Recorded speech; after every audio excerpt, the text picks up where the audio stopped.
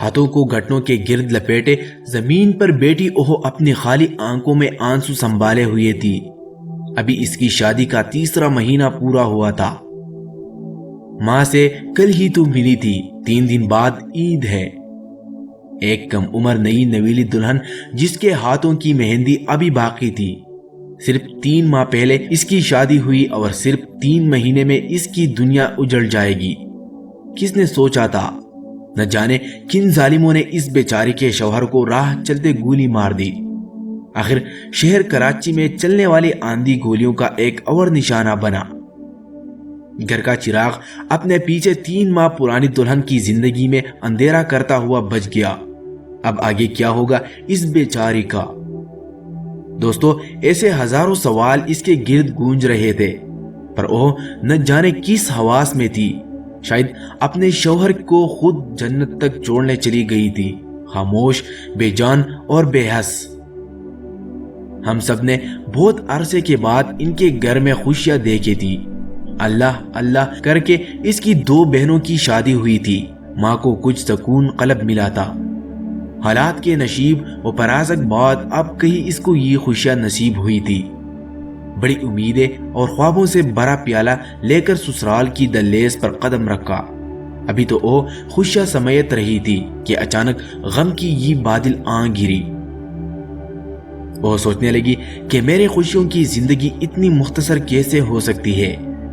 میں تو ابھی اپنے حسین خوابوں کو اپنے خیالوں میں سجا رہی تھی۔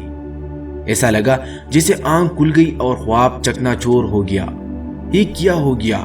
اف میرے اللہ، میرا کیا قصور تھا؟ میرے خوشیوں کی زندگی اتنی مختصر کیوں؟ اتنا بھی ستم کم نہ تھا کہ پتہ چلا اس بد نصیب کے اندر ایک جاں اور پرواز چل رہی ہے۔ وقت اپنی کروٹ بدلتا رہا۔ دن ہفتوں میں، ہفتے مہینوں میں اور مہینے سالوں میں بدل گئے۔ غم کے بادل وقت کے ساتھ ساتھ چڑھ گئے۔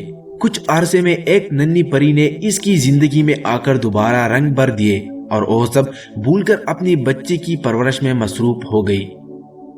ماں کی ممتا نے جوش مارا اور یہ سوچنے پر مجبور ہو گئی کہ میرے بعد اسے بیٹی کا کیا بنے گا، جو اپنے ساتھ ایک اور بیٹی کو لیے بنا صاحبہ کی زندگی کا سفر کاٹ رہی ہے۔ دھیرے دھیرے کر کے سارے بچے اپنی زندگی میں مصروف ہوتے جا رہے ہیں اور میری اس بد نصیب بیٹی کی زندگی ابھی تک ویراں ہے۔ اس دوران رشتے تو بہت آئے، مگر لوگ بڑی بے حسی سے کہہ جاتے کہ شادی کے لیے تیار ہے پر اولاد آپ رکھ لے، کیونکہ یہ ہماری اولاد نہیں ہے۔ گما یہ تھا کہ بیٹی محض 22 سال کی خوبصورت اور تعلیم یافتہ لڑکی ہے تو کوئی اچھے لوگ مل ہی جائے گے، مگر سالوں گزر جانے کے بعد ماں کے دل میں یہ امید میں دم توڑنے لگی۔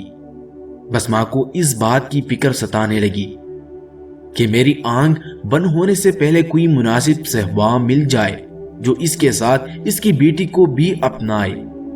ہمارے معاشرے کا یہ المیہ ہے کہ لوگ اس ماں کو تو اپنانے کے لیے تیار ہو جاتے ہیں، پر اس کے بچے کو اپنانے کے لیے کوئی تیار نہیں ہوتا۔ بیٹی سے شادی کرنے کو تیار ہے لیکن اس کی اولاد کو اپنانے کو تیار نہیں۔ کوئی بھی اس ننھے بچی کے سر پر اپنا ہاتھ نہیں رکھنا چاہتا بغیر اس بات کی نازکت کو سمجھے کہ کسی کے جذبات کو کتنی تکلیف پہنچے گی۔ جہاں 2 مایا موجود ہو اور تیسری نہ یہ کہہ کر چلی جاتی ہے کہ اس کی اولاد کو آپ رکھ لے کیونکہ وہ ہماری اولاد نہیں ہے، یہ الفاظ بھی ایک ماں ہی کہتی ہے جو کہ ماں کے جذبات کو اچھی طرح سمجھ سکتی ہے۔ کاش ہمارے معاشرے کی سوچ میں تبدیلی آ جائے کہ وہ خاندان اس بچے یا بچی کو اپنا لے جو معصوم ہے، جو اپنی ماں کے بغیر نہیں رہ سکتے۔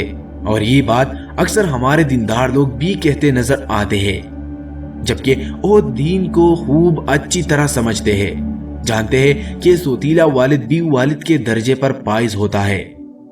ہمارے معاشرے کی کتنی عورتیں سنگل پیرنٹس بننے پر مجبور رہے، اس دنیا میں اکیلی اور تنہائی ہے، یہ آپ بھی جانتے ہیں اور ہم بھی۔ کاش ہمارے معاشرے کے لوگوں کی یہ جہالت والی سوچ ختم ہو جائے اور ماں کے ساتھ اس معصوم بچے کو بھی اپنانے پر تیار ہو جائے تو کوئی بچہ اپنے والدین سے محروم نہیں رہے گا۔ اور اس طرح کی مجبور عورتیں جن کو کسی صحبان کی ضرورت ہو اور وہ ایک عزت دار زندگی گزار سکے۔ آج اگر میری اس بات سے کوئی ایک گھر بھی تبدیل ہو گیا تو اللہ کی بارگاہ میں سرخرو ہو جاؤ گی، کیونکہ ہمیں اس تبدیلی کی شدید ضرورت ہے۔